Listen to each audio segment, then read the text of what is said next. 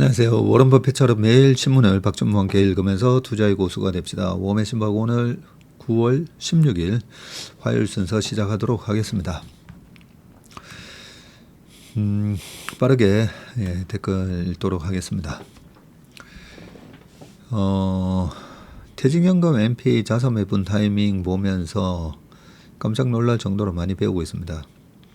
증권사 자문 계약 이후 투자 서적 읽으며 채슬리 TV 및 인턴십 주옥 같은 자료 보는 여유로운 시간들 가운데 행복한 인생 2막 즐기고 있음에 감사드립니다 하셨습니다. 모든 이벤트가 내가 어떻게 받아들이는가가 중요한데 우리 대인춘풍님이 긍정적이고 아주 좋게 받아 주셔가지고 그런 것 같습니다. 오래 전부터 웜의 신박 개근하고 있는데 처음 댓글 남겨봅니다. 채슬리 랩 가입하고 싶어서 가전 애를 써서 드디어 오늘 KB증권 랩에 가입했어요.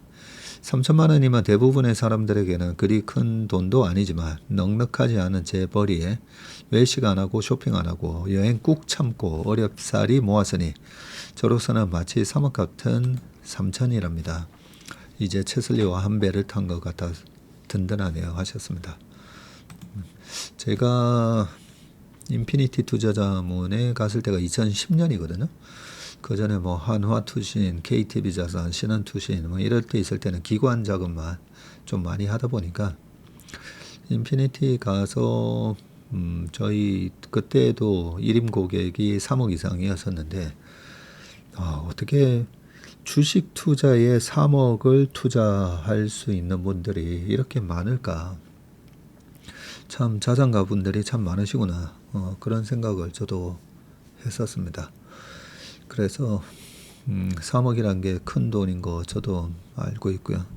근데 3천만 원 이렇게 3천만 원 모으는 것도 얼마나 힘듭니까, 그죠? 애들 양육하시면서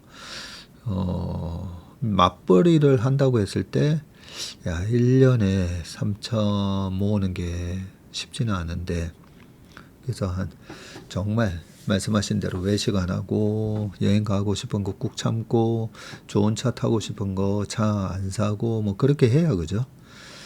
한 1년, 2년 동안에 3천을 모을 수가 있는 건데, 근데 시작이 중요한 겁니다. 이렇게 복리로 자산 가치가 계속 증가할 수 있는 그런 투자 자산에 투자를 해가지고 키우다 보면 조금이라도 좀 일찍 하는 게 좋은 이유가 연 15% 정도 수익을 내면 이 3천만 원이 3천 기준으로 말씀드리면 3천이 5년 뒤 6천이 되고 6천이 다시 5년 뒤가 되면 1억 2천이 되고 1억 2천이 또 5년 지나면 2억 4천이 됩니다. 그리고 5년 지나면 4억 8천이 되거든요. 20년 지나면 4억 8천이 됩니다. 그리고 또 5년이 지나면 9억 6천이 되겠죠. 9억 6천이 되고 또 그리고 5년이 지나면 19억 2천이 되겠죠. 30년 지났을 때. 그래서 지금 3천이 30년 지났을 때 한 20억 돈이 된다라고 그렇게 믿으시면 조금이라도 일찍 하는 게 맞죠. 그래서 애들 5천만 원, 뭐 20세 이상이면 5천만 원까지 증여가 되고 20세 이전에는 2천만 원이니까 2천만 한 3천만 원에 증여해도 2천 공제하고 1천만 원에 대해서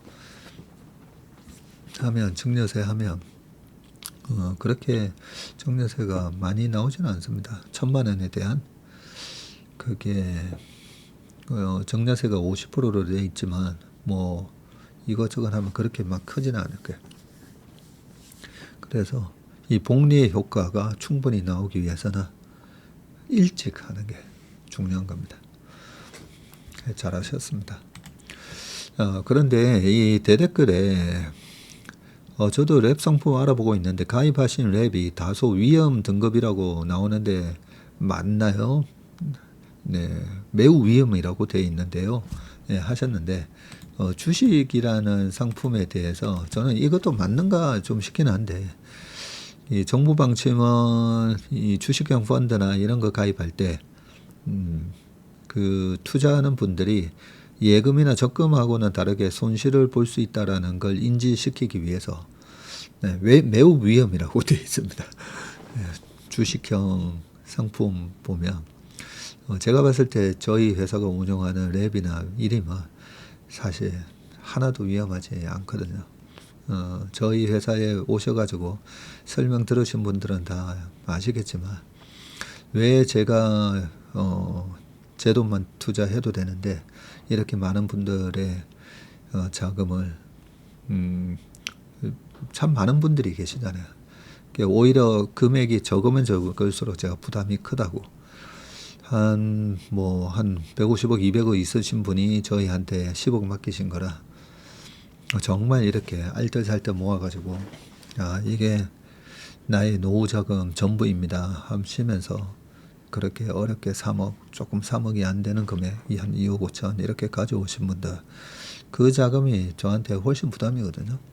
근데 그 깨먹지 않을 거다라는 그 자신감이 있는 이유가, 우리가 주식으로 투자할 때 손해나는 이유가 일단은 잡주 많이 해서 그렇다 했잖아요. 연예인들의 실패 스토리. 잡주가 개과천선하기를 바라는 거죠. 확률적으로 굉장히 어렵습니다. 두 번째는 좋은 주식을 사더라도 보면 꼭 포모 현상으로, 아니 그렇게 쌀 때는 안 사고 비쌀 때 막 쫓아 사잖아요. 그거는 우리나라 투자자만의 그 문제가 아니라 원래 그렇습니다. 피터 린치의 마젤란 펀드 사례도 그렇듯이 원래 여기저기서 주식이 지금 사상 최고가다 이런 얘기하면 나만 돈 못 버나 싶어가지고 꼭 비쌀 때 쫓아 사게 돼 있어요. 21년도 동학개미 혁명 때, 그때 21년 1월, 2월 그 상반기에 주식 투자 서적이 종합 1등 됐었잖아요. 그러면서 그 책에 보면, 그런 책들에 보면 우리나라 시장에 좀 맞지 않는 얘기들이 많이 있죠. 위대한 기업을 그냥 마켓 타이밍 노리지 말고 사서 그냥 기다려라. 그러면서 삼성전자 9만 원 위에서 만약에 샀다고 하면 지금 5년 기다려도 수익 안 나잖아요. 그런 것처럼. 그 다음에 나중에는 또 이 네카오가 이 플랫폼 기업이 앞으로 세상을 바꾸고 어쩌고 저쩌고 하면서, 그런 기업들도 비쌀 때 사니까 지금 5년이 됐는데 수익 안 나잖아요. 그죠? 그래서 철저하게 이 밸류에이션을 보면서 쌀 때 사야 되는데, 그래서 이제 약간 주식이 외로운 게임이 되는 겁니다. 코로나 때 모두가 공포에 질렸을 때 내년에 3,000포인트 간다 이런 얘기하면 미친놈 소리 그때 당시에 많이 들었었죠. 헤어스타일이 마음에 안 든다 등등부터. 그리고 21년도 3,150에서 저희 고객들 주식 다 팔았을 때도 저희 고객분들이 많이 의심을 하셨어요. 여기서 주식 파는 게 맞냐고. 그러고 여러 가지 대꾸받고가 많았죠. 그죠? 22년 10월. 그때 10월, 11월 그때 당시 보면 유튜브에 제일 많이 나오는 분이 누구냐면 시장이 여기서 크게 더 하락한다라는 분이 그때는 최고의 또 스타가 되셨죠. 그 비건론자가 명성을 얻는다고 되어 있는데 그때 이렇게 우량한 주식이 싸게 그랬을 때 올해 명품 주식 사서 내년에 명품 백 사세요. 22년 10월, 11월 연말 그때 저의 컨셉은 코로나 때는 올해 주식으로 돈 벌어서 내년에 집 사세요 였고, 22년 때는 올해 명품 주식, 이 바겐세일, 대바겐세일하는 명품 주식을 사서 내년에 명품 백 사세요. 그거였었고, 작년 말부터 올해는 만약에 상법 개정이 이루어지면 27년이면 우리나라 4,300 정도 갈 겁니다. 재건축이 시작됐습니다. 이런 얘기 하고, 그런 얘기 하는데 계엄 사태 터지고 트럼프의 관세 충격이 2월 초, 3월 초, 4월 초 이 세 번 빵빵빵 있었었죠. 그러고 지금 시장이 3,400으로 왔습니다. 대중하고 좀 반대의 목소리를 내다보면 아무래도 주식이 외로운 게임이 될 수밖에 없는데 쌀 때 사서 비쌀 때 어떤 주식을 좋은 주식을 어떤 주식이 좋은 주식인데 그 산업 분야에 1등을 하는 기업 또는 그 산업 내에서 2등, 3등이었는데 1등으로 향해 가는 기업. 2등, 3등이 1등 되면 100배 오르고요. 2등이 1등 되면 10배 오릅니다. 그런 주식을 또 발굴해서 사고 1등이 2등으로 내려올 때 조심해야 되고 1등인데 중국하고 1등을 겨누는 1등을 겨누는 탑티어인데 그 탑티어에 중국하고 우리랑 막 겨누게 되면 그 주식은 제외한다. 뭐 이런 여러 가지 원칙을 갖고 하다 보면 주식이 위험하지가 않습니다. 하지만 변동성 자산은 맞아요. 변동성 자산은 맞고 누구한테 위험하냐면 마음의 변동이 크신 분들, 조급하신 분들, 이 두 부류한테는 아주 위험한 자산이에요. 아주 위험합니다. 그래서 조급하게 저희 회사도 1년 계약으로 이렇게 돼 있는데 한 달이 멀다 하고 저번에 8월 1일이었었죠. 시장 8월 1일 확 밀렸을 때 막 전화 왔다고 했잖아요. 아니 위험 관리를 하는 거야 안 하는 거야 약간 이런 식의 전화. 앞으로 대책은 어떻게 됩니까? 막 이런 전화가 그날 하루에 70통 왔다고 제가 들었었는데 그렇게 조급하고 마음에 이 업앤다운이 심하신 분들한테는 굉장히 위험한 자산입니다. 그런데 이런 변동성이 주는 기회가 아주 내재 가치보다 싸게 살 수가 있고 또 비싸게 팔 수가 있잖아요. 그래서 제가 강남 아파트랑 비유를 많이 해드리거든요. 강남 아파트가 20억이 40억이 됐으면 그 40억이 20억 안 내려온다고요. 비관론자분들 아파트 폭락론자분들은 10년 내내 말도 안 되는 거다. 10억이 지금 10억짜리는 3억이 돼야 된다. 이게 5년 전에 했던 얘기인데 그 10억이 또 20억이 돼 있잖아요. 그래서 이 자본주의에 이 페드랑 이 유럽 중앙은행 그다음에 뭐 뱅크 오브 재팬 등등 기축통화국이 저렇게 돈을 찍어대면서 이제는 스테이블 코인까지 한다고 하면서 돈의 가치가 떨어지면서 온갖 물가가 다 오르고 있잖아요. 온갖 물가가 다 오르고 음식값 다 올라가는데 아파트 가격이 올라가는 게 말이 안 된다라고 얘기하시는 분들 그 물가 개념으로 저는 접근해야 되고 그리고 저희 오시는 분들한테 말씀드리는 게 왜 저희가 15% 목표를 하냐면 주식은 변동성 때문에 스트레스를 받는다는 거죠. 저는 스트레스를 안 받는데 일반 투자자분들은 주가 변동성에 스트레스 받잖아요. 올라가면 올라가는 대로 비싼데 더 비싸지면 내가 저거 먹었어야 되는데 스트레스 받고 떨어지면 떨어지는 대로 싸게 샀는데 더 싸지면 내가 더 기다렸다가 사야 되는데 더 여기서 추가 하락하면 어떡하나 막 그죠? 그래서 저는 주식이 강남 아파트보다는 수익이 더 나야 된다. 그래서 저희는 연 15%를 목표로 합니다.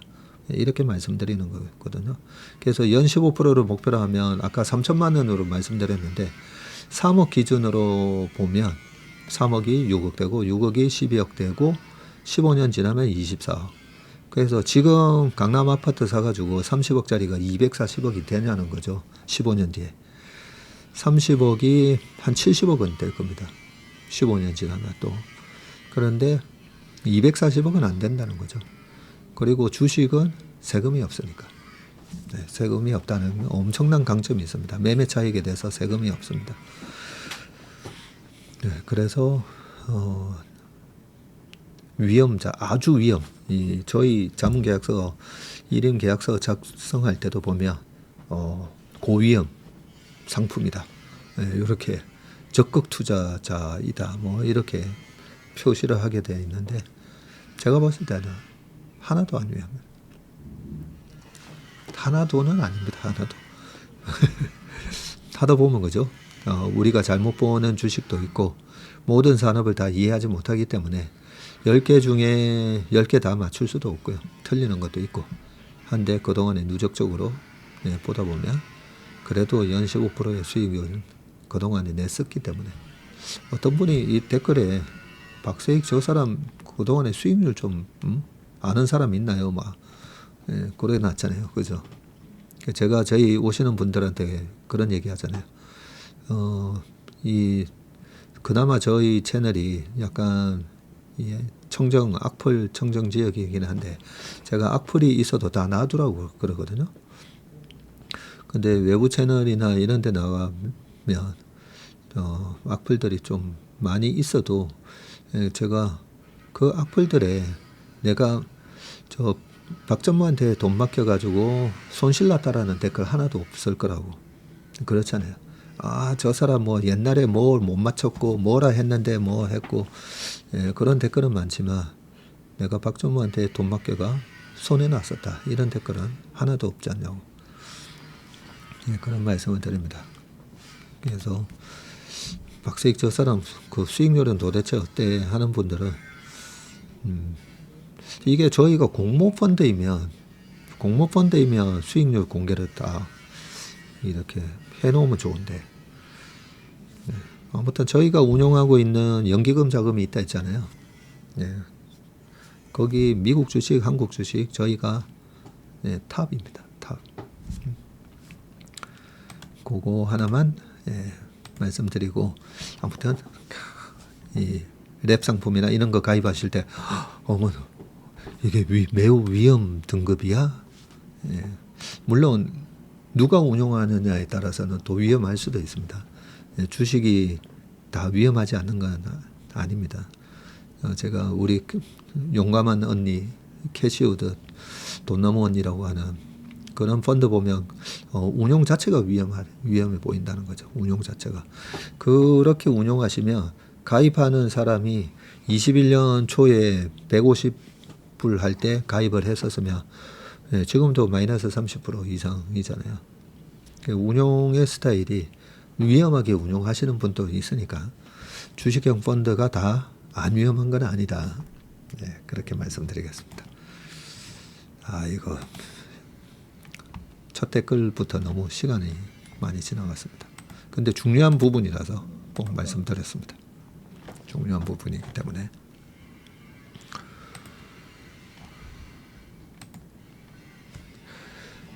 자, 78메가 존경하며 보는 최슬리의 영상들 너무너무 감사합니다. 오늘 아침에 선구 매니저님 결혼 주례사 때 떨었다고 하셔서 빵 터졌습니다. 하지만 금세 내가 아닌 타인의 일이기에 더욱더 잘해주고 싶었던 그 속마음이 느껴져서 감동이었습니다. 아부성 아닌 진심으로 느끼는 부분입니다. 훌륭한 직원들과 함께 하시는 것 같습니다. 제 자녀들에게도 보라고 권하고 있습니다. 얼른 만기되는 것들 모아서 찾아뵙고 싶습니다. 하셨습니다. 그러고 보니까 어제 이런저런 얘기하다가 제가 그 선구 결혼식 후기 말씀드려야 되는데 시간을 보니까 또 1시간 10분 넘은 것 같은 거예요. 그래서 말씀을 못 드렸습니다. 이 주례사를 일단은 저희 인턴분들 보시는 그 앱에는 제가 이번에 투자 일기 때 올려놓고 이걸 공개를 해도 되는 건지 보고 나중에 말씀드릴 건데 그냥 몇 가지만 좀 말씀드리겠습니다. 부분 좀 생략하고 제가 우리 선고 매니저한테 당부했던 거는 이거입니다. 저 나름대로도 이 챗GPT한테도 물어보고 해가지고 한 2시간 챗GPT 내용 쭉 보고 나중에는 이제 제가 다시 다 써가지고요. 제가 꼭 얘기하고 싶은 부분을 얘기를 했습니다. 우리 신랑 박성구 군은 체슬리 투자자문의 선임 펀드 매니저로서 매일같이 지구촌의 경제와 주식시장의 흐름을 분석하고 투자의 위험과 수익을 저울질하며 투자 의사결정을 내립니다. 펀드 운용은 단순히 돈을 관리하는 일을 넘어서 고객과의 신뢰를 구축해가는 과정이라고 저는 생각합니다. 저는 박성구 군이 그동안 체슬리에서 보여준 탁월한 펀드 관리 능력을 바탕으로 오늘 론칭되는 박성구 땡땡땡이라는 신부 이름입니다. 박성구 정땡땡이라는 이름의 이 결혼 펀드를 그 어떤 펀드보다도 소중하게 관리해 주실 것을 부탁드립니다. 그리고 제가 박성구 매니저 잘할 수 있습니까? 했더니 예! 하면서 이렇게 씩씩하게 대답하더라고요. 제가 저희 체슬리 투자자문을 위대한 기업, 존경받는 기업, 고객과 직원이 모두 부자가 되는 기업으로 만들기 위해 우리 임직원들이 반드시 지켜야 하는 두 가지 원칙이 있습니다. 첫째, Trust is our DNA, 즉 믿음과 신뢰가 생명이라는 뜻입니다. 둘째, Care is our spirit입니다. 우리가 누군가를 케어한다고 말할 때는 나의 소중한 시간과 노력을 희생하고 정성을 다한다는 뜻입니다. 금융은 차가운데 체슬리는 따뜻하다는 얘기를 많이 하십니다. 부부간에도 서로에 대한 신뢰뿐만 아니라 반드시 케어가 필요합니다. 고운 말, 부드러운 말, 사랑스러운 말로 평생 서로를 케어하면서 사시길 바랍니다. 셋째, 내 인생은 장대양봉이라는 마음을 갖고 살길 바랍니다. 어떤 인생도 굴곡 없는 인생은 없습니다. 저도 그랬고 세계 최고 부자인 테슬라의 앨런 머스크도 최근 천당과 지옥을 오가는 모습을 보였습니다. 앞으로 세상을 살아가면서 분명히 상한가도 있고 하한가도 나올 겁니다. 하지만 위기가 닥칠 때마다 항상 나는 결국 양봉 마감할 거야 라는 믿음을 갖고 그 위기를 이겨내길 바랍니다. 마지막으로 주식시장에는 손실은 짧게 수익은 길게 라는 투자 격언이 있습니다. 앞으로 살아가면서 다툼이 있을 겁니다. 그때마다 다툼의 시간은 짧게, 사랑의 시간은 길게 가져가시길 바랍니다. 저는 참고로 그날 다툼은 반드시 그날로 끝낸다. 절대 그날 분위기를 하한가 마감으로 끝내지는 않는다라는 원칙을 갖고 살아왔습니다. 신랑 신부 두 사람이 원칙을 꾸준히 지켜나간다면 오늘 출발하는 두 사람의 가정은 앞으로 100년 동안 일봉, 주봉, 월봉, 연봉이 모두 양봉으로 끝나는 대한민국 최고의 우량 커플이 될 것이라 확신합니다. 네, 그리고 마지막 인사말 했습니다. 이 줄에서 보통 하다 보면 다 딴짓하고 잡담들 많이 놔두시는데 제가 읽는데 많이 하객분들이 전부 다 집중해서 듣고 계시는 거예요. 그래서 진짜 좀 긴장이 됐어요. 그걸 우리 또 성구가 제가 줄에서 용지를 달달 떨고 있는 걸 또 포착했나 봅니다. 저는 떠는지도 몰랐어요. 네, 제가 그 몇백 명 이렇게 우리 웜의 신방만 하더라도 만 분 이상이 보시지 않습니까? 이 웜의 신방 할 때도 떨지 않는데 우리 성구 줄에서는 잘해야 된다는 첫 주례였거든요. 그 첫 주례를 나보고 주례를 보라고 했을 때 약간 망설였는데 저희 아버지께서 37살 때부터 주례를 보셔가지고 천상 넘게 주례를 보셨다고 합니다. 그것 때문에 아버지도 37살에 주례 보셨는데 그 생각하면서 저희 아버지가 그렇게 천상 이상 주례를 보셨기 때문에 저희 형제들이 이렇게 저희의 실력과 노력에 비해서 그나마 잘 살고 있다라는 저는 생각을 하거든요. 아버지의 어머니의 공덕 때문에 잘 살고 있다라고 생각하고 있습니다.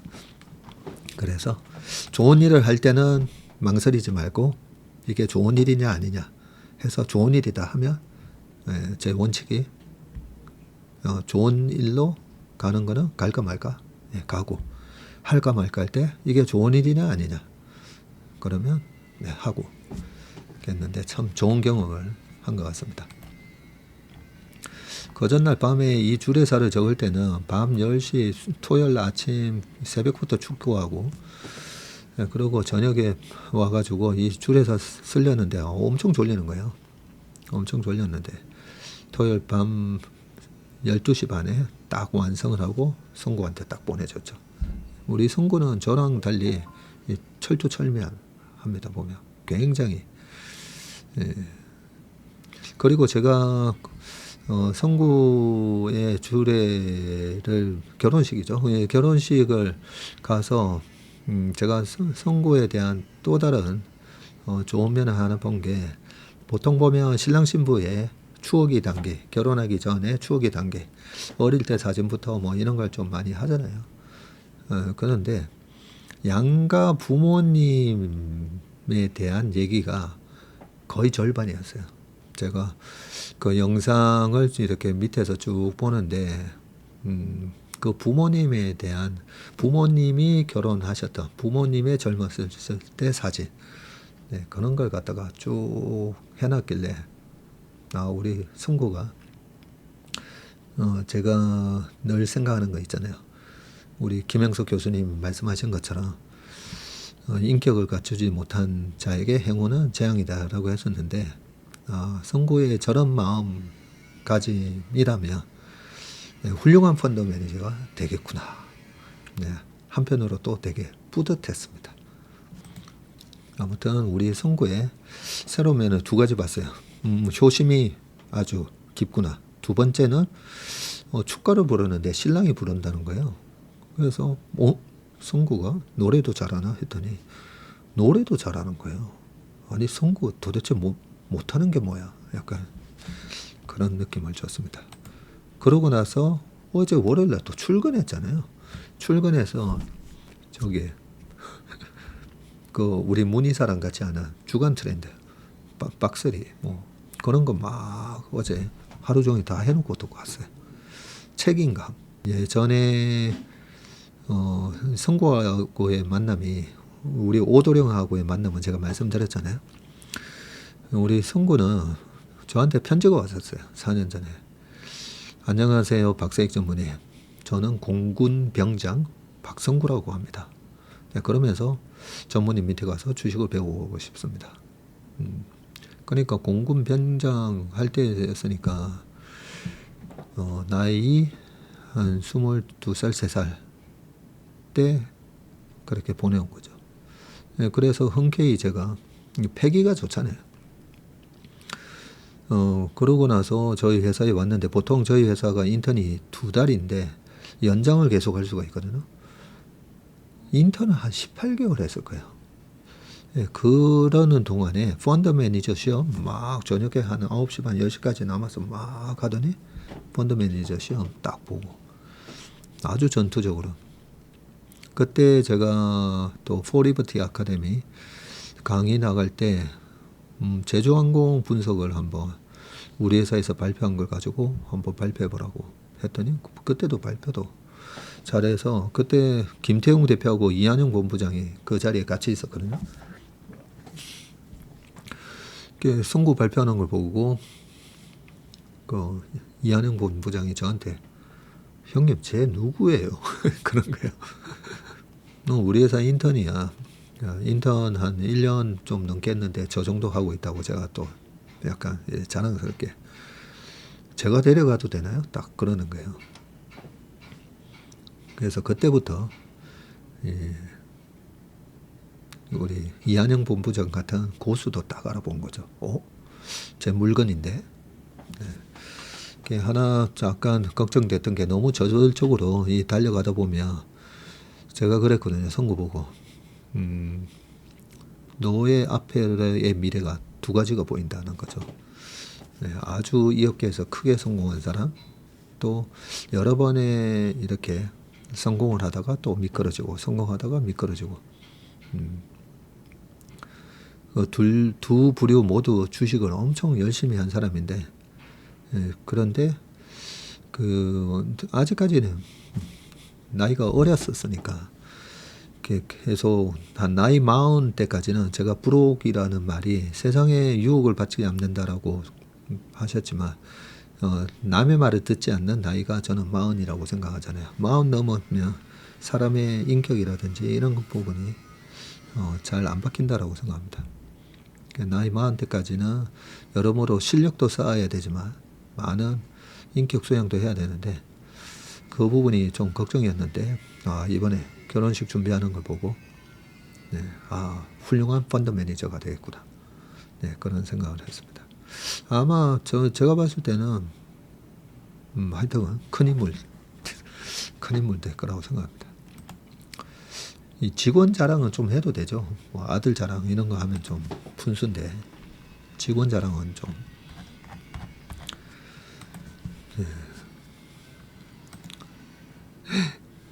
오늘은 박성구 결혼 후기 얘기한다고 시간이 많이 지났습니다. 전무님 영상 보니 추석 전과 할로윈 이후에 매수가 최적이라고 말씀해 주신 것 같은데 일단 추석 전에 항상 우리나라 시장에 유동성이 스퀴즈가 되고 또 하나 긴 연휴에 대한 불확실성 때문에 빠지는 경우가 많았다 했잖아요. 올해는 2017년과 같은 장이 될 겁니다라고 말씀을 올해 초부터 드리면서 굉장히 강세장을 말씀드리긴 했었는데 그때도 2017년 9월달 시장이 많이 흔들렸었거든요. 그래서 뭐 지금도 그 추석 전 이틀 전 그때 절반 들어가고 10월 말 할로윈 때 또 절반 들어가고 저는 그 큰 조정이 없으면 가격 조정이 없으면 그렇게 나눠서 들어가야 된다라고 그렇게 생각합니다. 저희 같은 개인은 1년 쉬고 들어가는 것이 안전하고 좋은데 채슬리 같은 회사는 1년 안에 꼭 수익을 내야 하니 정말 힘드시겠어요. 우리 딥스티치님께서 때때로 현찰만 들고 있는 것도 전략이라고 하신 말씀이 기억납니다. 앞으로 주식 몇십 년간 투자한다고 보면 굳이 이번 달 조정장을 못 빠지게 기다리지 않아도 되겠어요. 미국 실업률, 물가지수 등등이 그렇게 충격적으로 나오지 않아서 타격이 없나 봅니다.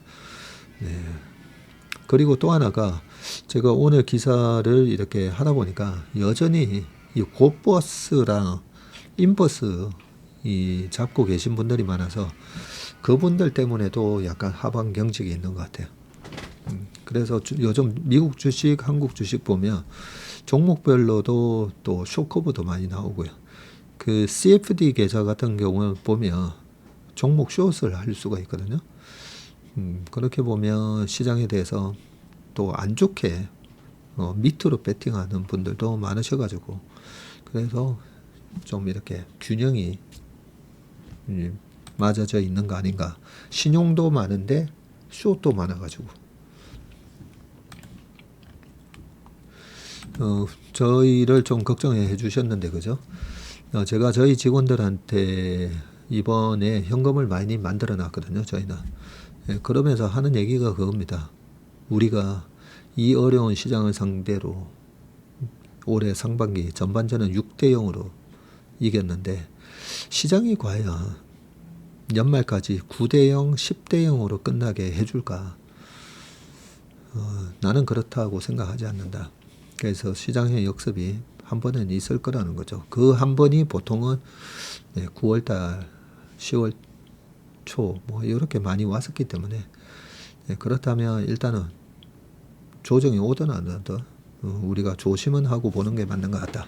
그런 관점으로 지금 하고 있고 다행히 9월 5일날 발표됐던 실업률이 4.4가 나오면 어떡할까 막 그게 걱정이었었거든요. 근데 다행히 4.3 나오면서 그죠. 컨센서스랑 똑같이 뭐 부합해서 나왔다.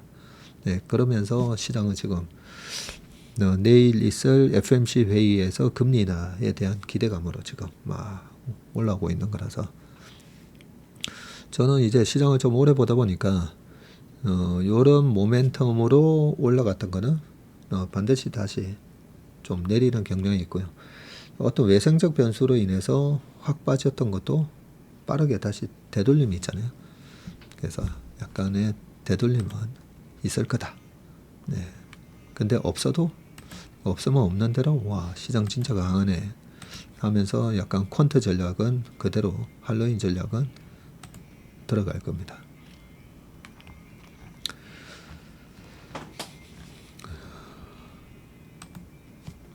네, 다른 좋은 적이 많은데 네, 오늘은 댓글 웜의 소통은 네, 여기까지 하겠습니다. 자, 그러면 이제 신문기사 읽어보도록 하겠습니다. 자, 첫 번째 기사입니다. 한 달에 1200만원 벌어요. 3억 모은 26살 택배기사 하루 어떻길래. 아니 26살에 3억을 모았다고요? 잠깐만. 26살이면 저는 완전 빈털털이었는데. 야, 26살에 3억을 모은 택배기사 정상빈 씨입니다. 잡스타라고 되어 있고 이게 무슨 프로그램 코너인가 봅니다. 그죠? 6년째 택배 배송 업무를 하며 3억 원을 모은 26살 청년의 하루가 공개됐다. 최근 KBS 2 교양 프로그램 굿모닝 대한민국은 6년째 택배 일을 하고 있는 정선빈 씨의 바쁜 일상을 전했다. 인천 서구에서 택배 기사로 일하는 정 씨는 이른 아침부터 배송에 여념이 없었다. 계단을 뛰어 오르내리며 배송과 인증을 단 3초 만에 끝내는 등 프로다운 면모를 보였다. 정 씨는 오전 물량이 300개다. 하루에 600개에서 700개 정도, 한 달에는 16,000건에 달한다고 밝혔는데 이에 동료 기사들은 한 달 평균 6,000에서 7,000건을 처리한다고 합니다. 혼자 그 정도 물량을 소화하려면 토할 만큼 뛰어야 한다. 톱 클래스라며 그의 실력을 인정했습니다. 그는 자신만의 배송 노하우도 공개했는데 엘리베이터가 있는 건물에서는 해당 층에 도착하면 큰 물건만 내려놓고 곧장 최상층으로 올라간 뒤에 계단을 내려오면서 작은 물건들을 나른다. 정 씨는 엘리베이터를 기다리는 시간보다 계단을 이용하는 게 더 빠르다면서 주민들이 기다리는 불편도 줄일 수 있다고 설명을 했고요. 짐을 싣는 방식에도 요령이 있는데 송장이 잘 보이도록 하고 상층 배송 물품이 가장 위로 가게 쌓은 뒤에 차량에서는 머릿속에 정리한 동선에 따라서 물건을 내렸다. 이는 하루 휴일만 지키며 맡은 구역을 완벽히 외운 덕분이고 차량 동선 역시 모두 계획해둔 상태였다고 합니다. 정 씨는 매일 30km를 뛰어다닌다. 야, 그러니까 아침에 축구하고 그러고 어쩌다가 요즘 골프를 많이 안 치긴 하지만요.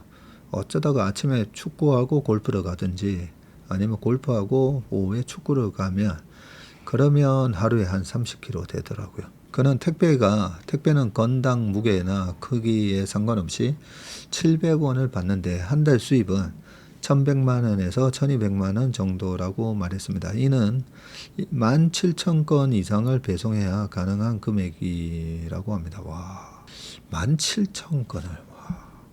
그는 실제로 지난 8월 받은 월급의 입금 내역을 공개했는데요.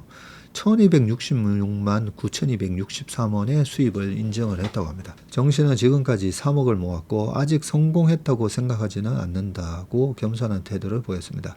배가 차면 뛰기 힘들기 때문에 점심도 걸으면서 일하는 정 씨.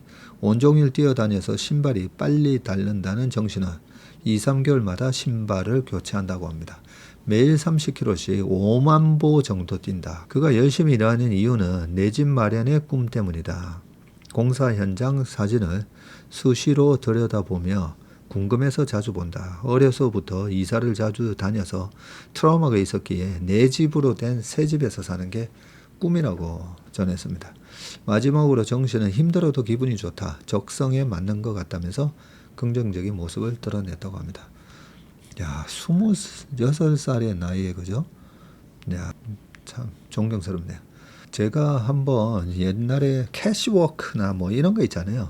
뭐 핸드폰에다가 앱 깔아놓고 이 하루에 몇 보 걸었냐에 따라서 100원, 200원 적립되는 거. 그런 걸로 예전에 벌써 한 10년 넘은 것 같은데요. 막 이렇게 만보개 같은 거 흔들어 보면 이 5만보 채우는 거 굉장히 힘들거든요.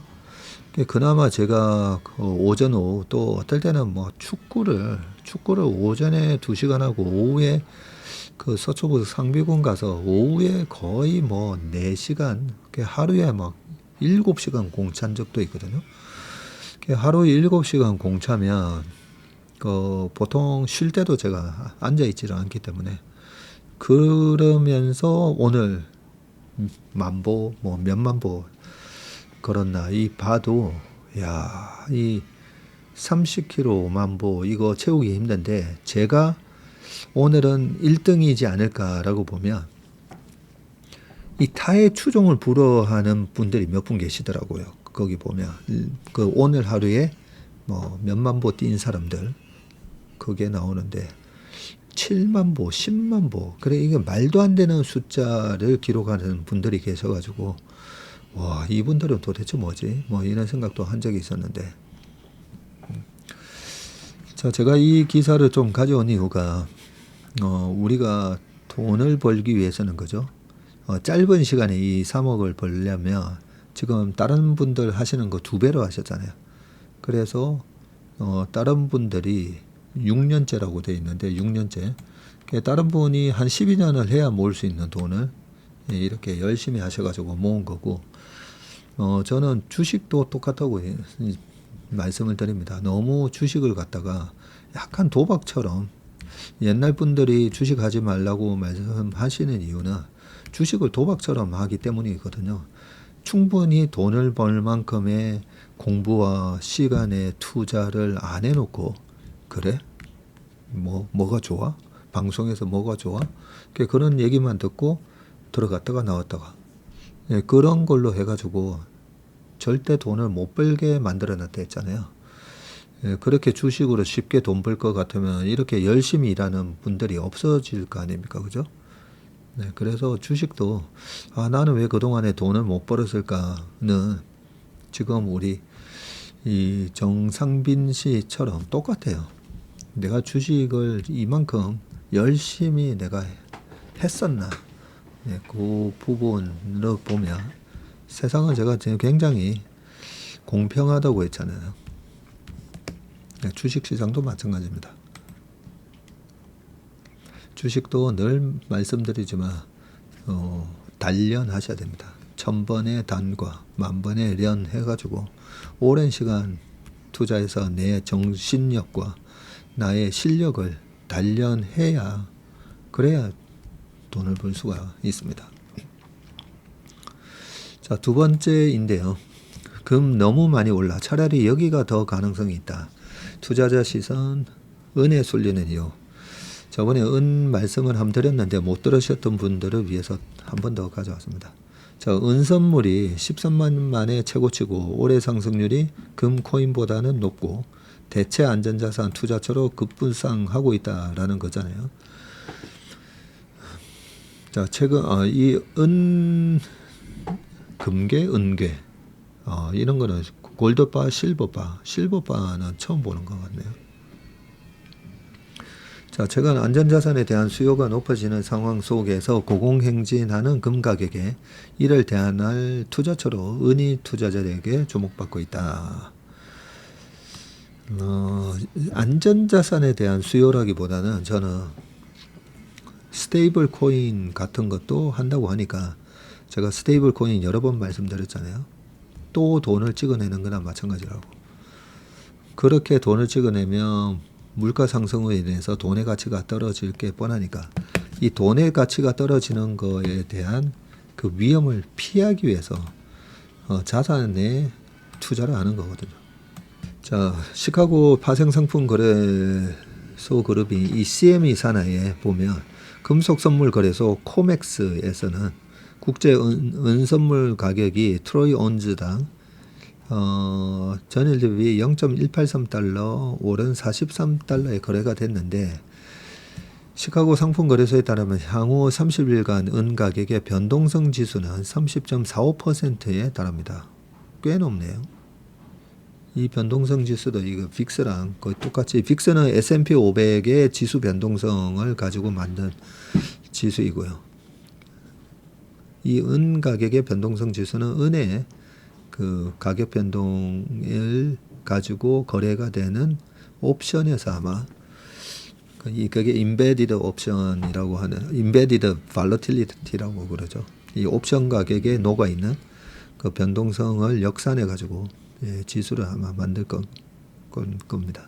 전일 대비 은 가격에 대한 변동성 지수가 1.41%포인트 상승을 했고, 이는 시장이 은 가격의 불확실성을 크게 보고 있다는 뜻입니다. 변동성이 크다는 것은 리스크 확대와 함께 가격이 크게 움직일 가능성 역시 커졌다는 얘기입니다.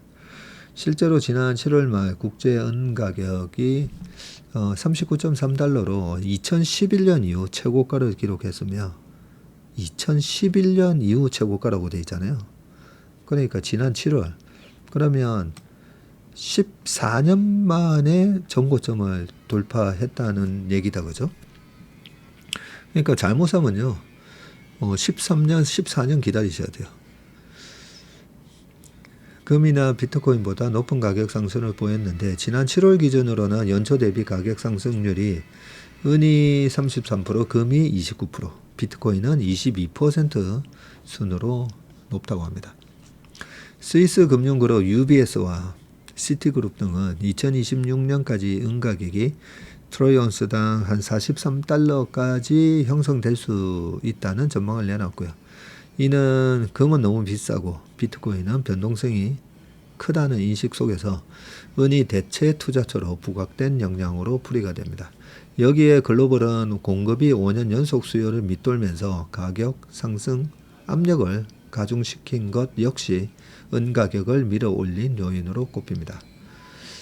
황성경 연구원은 현재 은 가격은 금의 90분의 1 수준으로 역사상 가장 저평가된 상태라면서 대내외 불안정으로 안전자산에 대한 관심이 높아지고 있는 가운데 금 가격의 고공행진으로 은에 대한 관심이 증가했다고 분석을 했습니다. 자, 이 은에 대한 관심이 높아지니까 ETF에 매수세가 몰리고 있고요. 현재 대표적인 ETF 상품이 삼성 레버리지 은 선물이 있네요. 저는 코덱스 골드 선물 과거에 한 번씩 매매를 했던 기억이 나는데, 은 선물도 있네요. H가 붙었다는 말은 해지를 했다는 거죠. 환에 대한 해지를 했다, 이렇게 보시면 되고. 자, 잠깐만요. 이게 은선물이 연초와 비교하면 88%나 올랐다네요. 아까 은 가격이 7월 말로 33% 올랐다는데, 이 레버리지 은선물이 88% 올랐다고요? 그리고 같은 시간 코덱스 은선물 역시 전일 대비 80원 오르면서 연초와 비교 시 40.17% 뛰었다고 합니다. 은선물 레버리지, 그냥 이게 골드 선물, 코덱스 골드 선물은 선물이라는 말이 있어도 레버리지가 아니고 삼성 레버리지 은선물이니까 은 가격에 곱하기 2배짜리네요. 보니까 2배짜리니까 88 나올 수도 있겠네요. 강송철 유진투자증권 연구원은 금과 은 가격은 동행하기에 가격이 많이 오른 금뿐만 아니라 은에도 관심을 가질 필요가 있는데, 장기적으로 금이 오르는데 은이 따라서 오르지 않은 경우는 없었다고 제안을 했고요. 황성경 하나금융연구소 연구원은 은은 내재된 가치 상승 요인만큼 변동성도 커서 장기적으로 투자 포트폴리오 다각화 차원에서 신중하게 접근할 필요가 있다면서, 은 가격은 금 가격과 높은 상관을 보여서 적절히 활용할 경우에 인플레이션에 대응하고 자산 포트폴리오를 다변화하는 유용한 투자 수단이 될 것이라고 얘기를 했습니다. 여기 보시면 이 금이 오르는데 은이 따라서 오르지 않은 경우는 없었다. 그게 아까 물가 상승의 개념으로 따지면 그죠? 돈의 가치가 녹는 걸로 따지면 어떻게 보면 당연한 결과이고요. 그런데 이 뭐가 더 희소하냐, 뭐가 더 희소하냐의 관점으로 보냐, 아무래도 금이 많이 희소합니다. 그렇기 때문에 그 올라갔다가 이제 떨어질 때 보면 확실히 덜 희소한 자산이 먼저 떨어지고 많이 빠지거든요. 네, 그렇기 때문에 저는 은 투자를 별로 권하지 않습니다. 네, 금을 해야 될 때 금 했다가 금이 못 올라간 걸 보고 뒤늦게 은이 많이 못 올랐다 해서 이제 쫓아가시는 경우가 많은데, 항상 보면 나중에 결과가 별로 안 좋습니다. 많이 오른 다음에 은으로 들어가면 주식하고 똑같습니다. 주식 주도주가 제일 많이 마지막에 빠지잖아요. 자, 세 번째는 전입니다. 코스피 올해 42% 상승. 자, 7만 전자 33만 닉스가 끌었다라고 돼 있는데, 자, 지금 가보지 않은 게 3,400 돌파한 코스피. 네, 이것만 보더라도 제가 작년 연말부터 올해 7월까지 강의 자료에 보면 존 템플턴 경에 사람들은 나에게 묻는다. 어느 시장이 가장 유망한 시장이냐고. 잘못된 질문이다. 어떤 시장이 가장 비관적인 시장인가를 물어야 한다 라고 돼 있는데, 작년에 가장 비관적인, 가장 비난받고 비아냥 조롱받던 시장 아니겠습니까? 그죠? 템플턴 경의 얘기가 보면 참 지나고 보면 다 맞아요, 보면.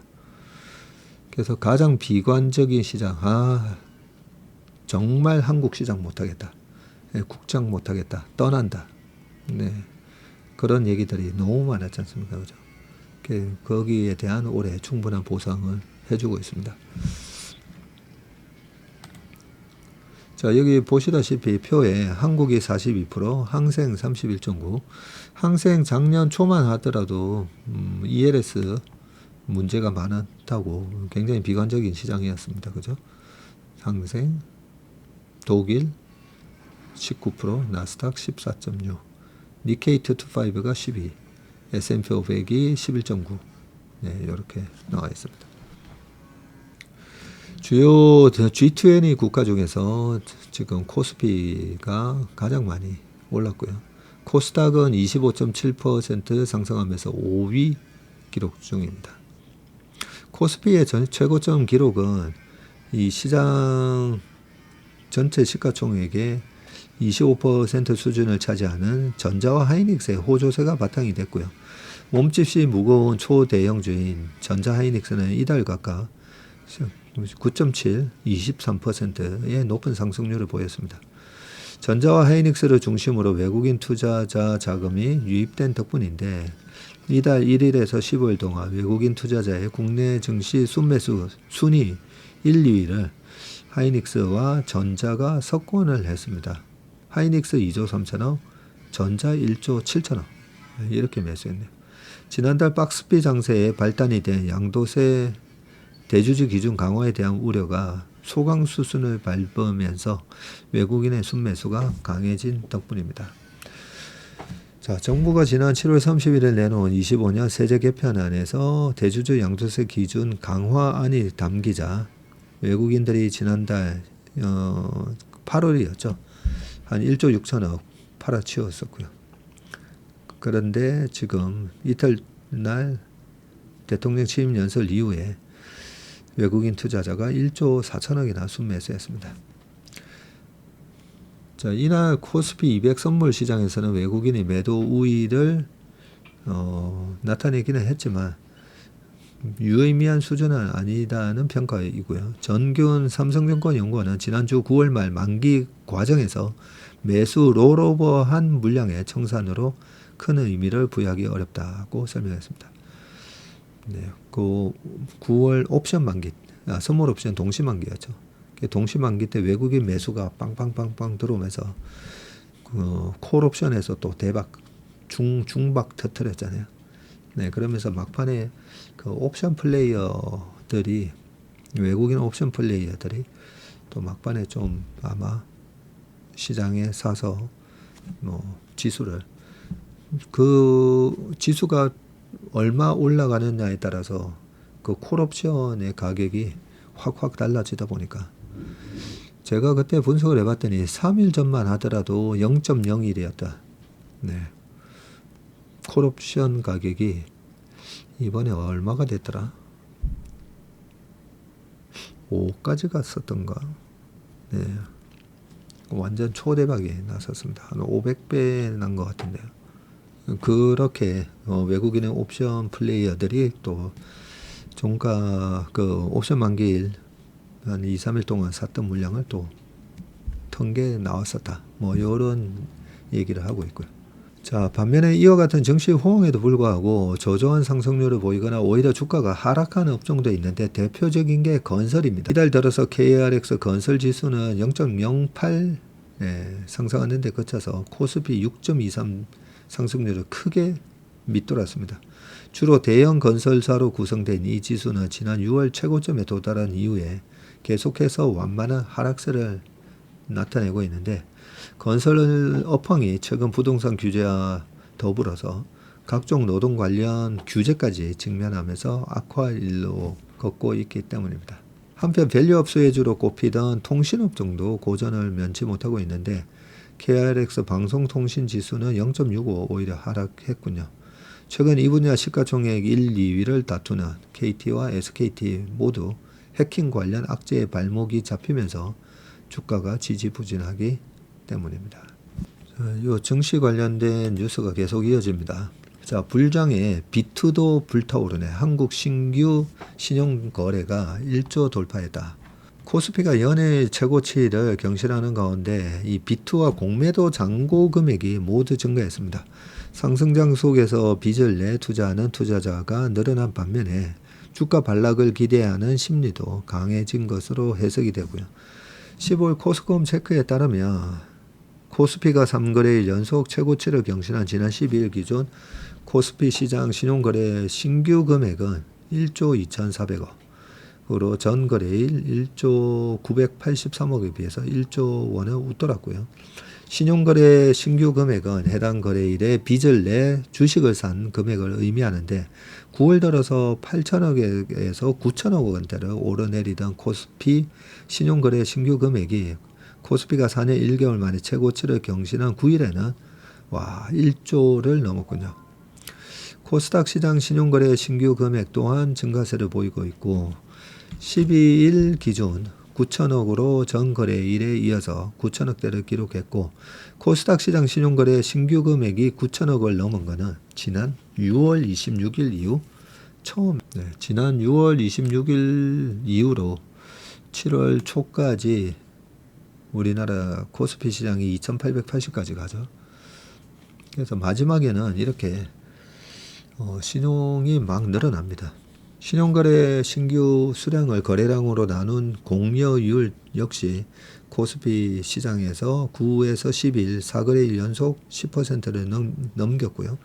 신용거래 공여율이 높으면 해당 일에 빚을 내 투자하는 거래 비중이 그만큼 크다는 의미군요. 연속 10%를 넘겼다는 말이니까 거래량에서 신용거래 비중이 10%나 된다고요? 상승장이 지속되자 주가 반락에 베팅하는 공매도 역시 늘었는데 지금 10일 기준 공매도 순보유 잔고 금액은 11조 2620억 원으로 5거래일 연속 11조 원을 웃돌고 있습니다. 공매도 순보유 잔고 금액이 증가하면 해당 종목의 주가가 떨어질 것을 보는 심리가 강한 것으로 해석할 수가 있고요. 공매도 순보유 잔고 금액은 투자자가 주식을 빌려서 시장에 판 뒤 아직 갚지 않고 남아있는 물량의 금액을 의미하고요. 5월에 6조에서 7조 원대 공매도 순보유 잔고 금액은 7월에 10조 원을 넘어섰고 지난 14일에는 11조 원대에 들어섰다고 합니다. 공매도 순보유 잔고 금액이 11조 원을 넘어선 것은 2023년 11월 9일 이후 약 46개월 만이군요. 23년 11월 9일. 네, 23년도가 8월, 9월, 10월 3개월 연속 시장이 나스닥 시장도 음봉, 우리 시장도 10월까지 장이 안 좋았었습니다. 10월 초에 이스라엘 하마스 전쟁이 시작됐고요. 그리고 23년에 10년물 국채금리가 5%를 찍으면서 시장이 좀 분위기가 싸했었죠. 그 싸할 때 공매도 순보유 잔고 금액이 11조를 넘었었는데 지금도 11조가 다시 넘었었단 말이죠. 자, 이 공매도, 그 다음에 신용, 전부 다 투기적 거래자입니다. 그죠? 내가 가진 여유 자금으로 하는 게 아니라 돈을 빌리거나 주식을 빌려서 때리거나 하기 때문에 투기적 거래자입니다. 자, 한번 보겠습니다. 10월 코스피가 3,400선을 넘어선 가운데 개인 투자자와 외국인 투자자가 최근 일주일간 상반된 횡보를 보이고 있는데 개인들은 시장 하락에 베팅한 반면에 외국인은 상승세에 동참한 것으로 분석이 됩니다. 코스콤 ETF 체크에 따르면 최근 한 주간 개인 투자자들이 가장 많이 순매수한 상장지수 펀드 ETF는 코스피 200 지수의 1일 하락률을 2배로 추정하는 코덱스 200 선물 인버스 곱하기 2 집계됐고요. 개인들은 해당 상품을 2,900억 원어치 순매수했는데 이 ETF는 일주일간 13.4%의 손실을 기록했고 2위 ETF도 코스피 하락에 베팅하는 코덱스 인버스로 순매수 규모가 707억 원에 달했습니다. 이 ETF는 일주일간 6.93% 내렸습니다. 반면에 외국인 투자자는 타이거 200 선물 레버리지를 121억 원어치 사들였고요. 가장 많이 순매수했네요. 해당 ETF는 코스피 200 선물 지수의 1일 수익률을 2배로 추정합니다. 최근 일주일간 수익률은 15%에 달하는데 외국인 순매수 2위 상품은 타이거 전기차 솔렉티브 이고요. 코스닥 150 지수의 1일 수익률을 2배로 추정하는 타이거 코스닥 150 레버리지가 외국인 순매수 3위에 올랐군요. 코덱스 인버스, 그 다음에 타이거 차이나 상생테크가 또 뒤를 이었다고 합니다. 이 같은 투자 성장 차이는 코스피 거래대금에서도 나타났지만 지난 8일부터 이날까지 6거래일간 개인은 코스피 시장에서 7조 2,500억 원어치를 순매도했고 반면 외국인은 같은 기간 코스피 시장에서 4조 4천억 원어치를 순매수를 했습니다. 못 믿겠다 코스피 고버스에 베팅한 개미들이라고 하는데 못 믿겠다 코스피가 아니라 좀 비싸면 팔고 싸면 사야 된다 했잖아요. 싼데도 왜 못 사냐면 한국 시장 못 믿겠어. 그러면서 이번에 쌀 때 못 산 거잖아요. 그래서 한국 시장에 대한 지배구조를 비롯해서 증시의 건전성은 이번 정부에서 확실히 좀 진심으로 이걸 개선시키겠다는 노력을 하고 있지 않습니까? 그죠? 그래서 우리가 뭐 한 번에 다 되지는 않겠지만 그래도 스텝 바이 스텝 계속 개선되고 있잖아요. 그 개선되는 것 때문에 제가 우리 한국 시장이 재건축이 되고 있다고. 분명히 좋은 동네인데 좋은 동네 아파트라고 해서 가봤더니 옛날에 반포주공, 개포주공, 둔촌주공 뭐 이런 것처럼 아니 좋은 줄 알았더니 주차도 힘들고 집에 녹물 나오고 벽에는 금이 간 것처럼 막 칠해져 있고 그런 시장이 우리나라 시장이었습니다. 그 우리나라 시장이 재건축이 되고 있습니다. 이런 얘기를 많이 했었습니다. 그래서 코스피에 대한 신뢰는 같되 우리가 사고 팔아야 되는 기준은 무조건 밸류에이션입니다. 이런 선입관, 한국 시장은 안 돼. 이런 선입관 때문에 밑에서 못 사는 거고요. 한국 시장, 미국 시장 보면 지금 미국 시장에서도 보면 어제 네덜란드의 그 EUV 장비 만드는 ASML 이런 기업들이 주가가 6%나 올랐잖아요. 보면 아직까지 전고점 돌파 못한 그런 반도체 회사들도 많습니다. 텍사스 인스트루먼트나 뭐 이런 여러 가지 보면, 그래서 그거는 우리 시장만의 문제가 아니라 그 기업의 경쟁 구도에 따라서 주가가 차별화되는 현상은 미국 시장이나 한국 시장이나 똑같습니다. 그리고 좀 제가 그 곧버스 떨어지는 거 배팅하지 마시라 했잖아요. 현금을 갖고 있으면 언제든지 내가 보이는 종목이 충분한 또 조정을 받게 되면, 최근에 금반지 뭐 이런 주식이 가면서 조방원 이런 것도 시잖아요, 그죠? 그리고 아마 뭐 내일 금리 인하 하고 나면 금리 인하 수혜주들도 한 일주일 조정 받을 수 있습니다. 그럴 때 다시 이렇게 들어가려면 웬만하면 절대 제가 곧버스나 떨어지는 거, 공매도, 숏셀링, 공매도 이런 거 하지 마시라고. 근데 남들하고 다르게 가서 딱 맞으면 엄청 짜릿하죠. 짜릿하긴 한데 확률적으로 이 떨어지는 거 배팅은 확률적으로 좀 먹는 게 심리적으로, 확률적으로도 그렇고 이 심리적으로 이기기가 힘듭니다. 내가 어떤 주식을 좋게 보고 1억 중에 1,000만 원을 샀어요. 잘못 봤어요. 반토막이 났어요.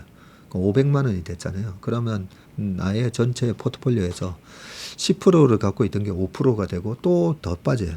뭐 300만 원이 됐어요. 그럼 3%, 2%.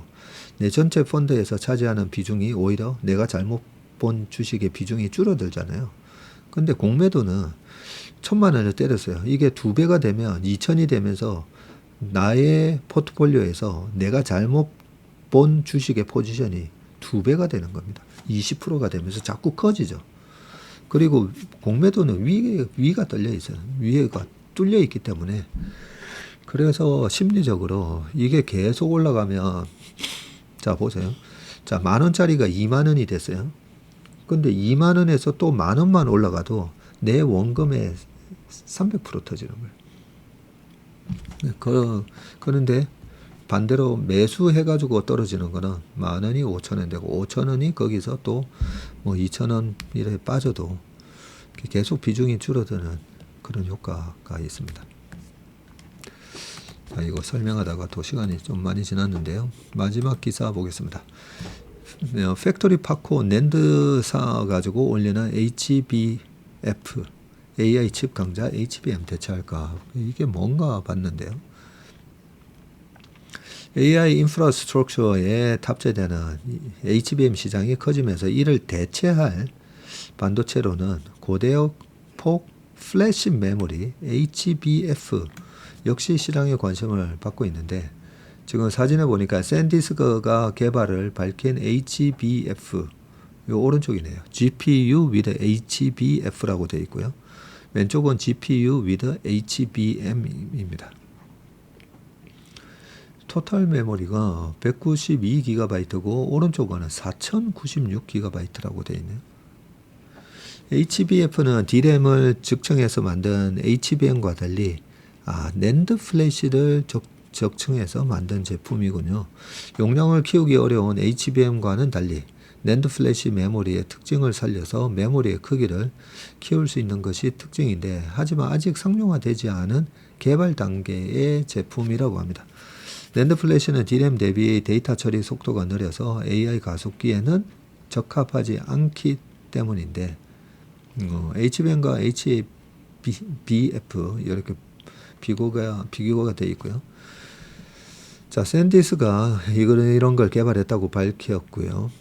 샌디스크는 HBF가 3D 낸드의 용량과 HBM이 제공하는 대역폭을 결합한 제품으로 대역폭과 용량, 저전력 요구사항을 동시에 충족하는 메모리라고 발표했군요. 샌디스크가 지난 8월 하이닉스와 HBF를 개발한다는 MOU도 체결했고요. 이날 샌디스크는 내년 하반기에 HBF 샘플을 고객사에 제공하고 27년 초에는 추론 AI를 위한 HBF 샘플을 공급할 것이라고 발표했습니다. 이 내용을 발표하기 전 43달러였던 샌디스크 주가는 이달 10일 86달러로 2배나 뛰었습니다. 와. 하지만 HBF가 HBM을 완전히 대신하지는 못하고 보완제 역할을 할 것이라는 게 전문가들의 전망이다. 어제 대체제와 보완제 얘기를 많이 했었죠. 향후 AI가 텍스트나 이미지를 넘어 긴 영상을 만드는 시대가 올 건데 큰 용량이 필요한 이럴 때 D램 대비 느리지만 용량이 큰 낸드 플래시가 보완제 역할을 할 것이라는 설명입니다. 네, 오늘 워맨신박은 여기까지 하겠습니다. 서울은 다시 또 비가 오는데요. 네, 퇴근길에 비 조심하시고 네, 안전한 퇴근길 되시길 바라겠습니다. 고맙습니다.